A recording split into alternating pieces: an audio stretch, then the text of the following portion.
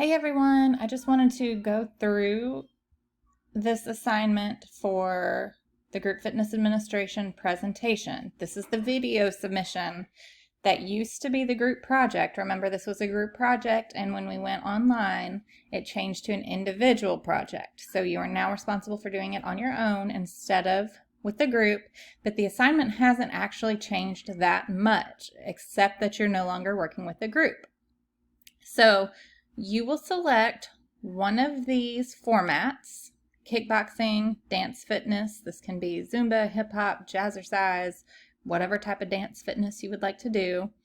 Strength training, boot camp, high intensity interval training, yoga, tai chi, Pilates, step aerobics, sport conditioning. If there's some other form of group fitness class you wanted to do, it's probably fine. You can run it by me for approval if you think you need to. But almost any format will work. So you will still write the full group fitness class in your class plan. Your template is right here. I'll go over it in just a second. And you are going to submit a video segment of yourself leading a portion of the class. Now, you don't have to have anyone else in the video, just you teaching a 5-minute segment. Before, the class was going to be 20 to 25 minutes long, and the class you write will still probably take about 25 minutes, but you are only going to perform a 5-minute segment.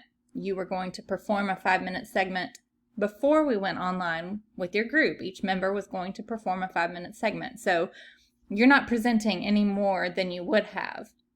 And it doesn't matter if it's the first 5 minutes, the last 5 minutes, 5 minutes in the middle, whatever segment of the class you feel like you can demonstrate the components in the rubric, that's the segment of the class that you should pick to demonstrate. It just needs to be you in the video, filming yourself leading a portion of this class. So hopefully you watched some of those videos that I posted of group fitness last week, because they give you a really good idea about what yours should look like. There's that 2-week free trial of Les Mills. There are the yoga and Pilates videos I uploaded last week. So if you haven't watched those yet, it's really important that you do. So it's important to note this class should be appropriate for the selected target audience. It should include a complete warm-up, the body of the workout, and a complete cool down after. You need to write in all repetition sets or blocks of exercise as appropriate to the assigned format. This means that you don't necessarily have to follow the exact template I have put in your class plan. You should adjust it to meet the needs of your class. So for example, a strength training class for moderately fit individuals might include 3 blocks of 3 exercises, repeating each for a total of 3 sets of 12 repetitions each. But a yoga class may not go in repetitive blocks like that. You may just have a list of exercises in the order you're going to be doing them, and that is fine too. You do need to include modifications. You will upload the 5-minute video to YouTube. This part is very important. And then you will submit the YouTube link to the Dropbox. You cannot submit the video. You must upload the video to YouTube and submit the link to the Dropbox so that I can watch your video. The full video will not upload. So let's look at the class plan template, which is here. You're not going to have group members, so you'll write your own name. What's the name of your class? Is it yoga for seniors? Is it Pilates for beginners? You tell me. The time and date you would theoretically offer it. What's the focus? Is this a cardiorespiratory class, musculoskeletal, flexibility, neuromotor? Why are you teaching this class? Is it to improve muscular endurance? Is it for relaxation? Is it to improve running speed? Tell me what the purpose is, because each exercise you write in the body of the workout should meet that purpose. Remember your said principle. So if you are trying to improve muscular endurance, you should not be doing 4 repetitions of a squat at super heavy weight. You would do more repetitions. Any equipment needed for your class. So for yoga, it might just be like a yoga mat or something like that, or a towel. And if you're teaching strength training, it may be a set of dumbbells, or you might be doing body weight strength training, so you don't need any equipment. Who is your target audience? Is it individuals that are 65 plus? If you're teaching for older individuals, then I don't want to see a whole bunch of jumping type exercises. But if it's for young athletes, maybe you are going to include that. So your exercises should be appropriate for your target audience. Tell me what you're going to do in the warm-up, how long you're going to do it. And then here is where you put the body of the workout. So just like, go back and watch that strength training workout I put in here. I use the same template. If you are going to do a strength training class, this is a really good template for that. If you're doing yoga, maybe you don't want it in 3 separate blocks. It's just one block and you're listing each exercise. Okay? Maybe if you're holding yoga poses, you're not doing 10 repetitions, maybe you're holding for 60 seconds.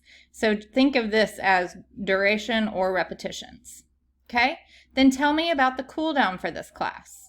Are you going to be just walking in place for 5 minutes? Are you going to be doing lower intensity versions of the exercises you were doing before? And then flexibility.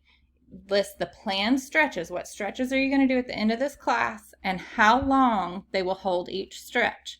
So if you're doing a hamstring stretch, you will write hamstring stretch, 30 seconds per side.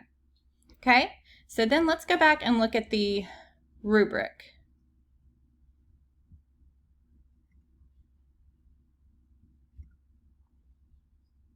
Make sure as you are recording your presentation, you have looked at this rubric. Okay, so I want to see that you're rehearsed, you're prepared, you're not looking at notes. If you're looking at notes, that tells me you are not rehearsed.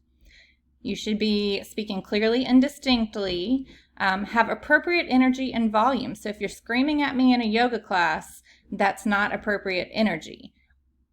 On the flip side, if this is a really high intensity boot camp type class and you're speaking very quietly, that's also not appropriate energy. So the energy should be right for your class. I want to see that you're relaxed and confident. I want to see you in fitness professional attire. This is in your e-course, in your slides. So make sure you have reviewed what is fitness professional attire. I shouldn't see any shorts. Nobody should be wearing shorts. Or no female should be wearing shorts. Gentlemen, if you're wearing shorts, make sure they are not short shorts. No large logos on your apparel, things like that. So go in and check and make sure that your fitness professional attire is appropriate. I'm looking to see if you demonstrate each exercise correctly. If you are performing squats and your knees are out forward over your toes, that would be an incorrect squat. Cueing, they should be simple, easy to follow, and I want to see that you are including multiple types of cues, visual cues, kinesthetic cues, alignment, motivational, instructional. I do not want to hear anyone say the phrase like this. So if you're going to say, oh, we're going to do a lateral raise, lift your arms out to the side like this. Well, someone in the back of a room could not see what like this is. So think through, is the individual able to perform the exercise correctly even if they can't see me? Well, if you say like this, they cannot. So you would say you're going to lift your arms out to the side, no higher than your shoulders, parallel to the ground. Cues like that are much more appropriate than saying lift your arms to the side like this. I want to see that you have prevented a safer option to regress the exercise and a more intense option to progress each exercise and explains who should modify. So if you have sore knees, you're going to want to only squat halfway down as opposed to knees at 90 degrees, things like that. I want to make sure you're following that Dubois and Hagen 5-step plan. This is in your slides. You should have already read those. Tell them what you want them to do. Demonstrate it. Let them try it. Observe. Obviously, you're in a video setting, so you're going to just pretend to observe. Encourage and make gentle corrections. You're going to talk through each movement. Continuously monitors intensity of participants multiple times in multiple ways. So you're using the talk test to see how people are doing. You're telling them how they should be feeling. You might tell them after a warm up, oh, we're starting to breathe a little bit deeper, things like that. Excellent safety cueing as a parent. Safety is our number one priority. So I want to see that you're giving cues for alignment and safety for knees, shoulders, and backs for every exercise. So if you are doing a bent over row, you should mention that the back should be straight, abs should be pulled up and in. If you're doing a lunge or a squat, you should mention that the knee should be bent to 90 degrees and behind the toe. If you're doing shoulder exercises, you always want to mention to never lift those arms above parallel to the floor. Music, it's appropriate in tempo, energy, and style, and for the target audience. I don't want any curse words in your music for this. It is not appropriate for your target audience. If you are in, a box gym that's really aggressive and likes, heavy metal music, maybe you're gonna have certain language in that music there, but for this class, for a university setting, make sure your language is clean. All right, so hope that helps. Let me know if you have any questions. Talk to you soon. Bye-bye.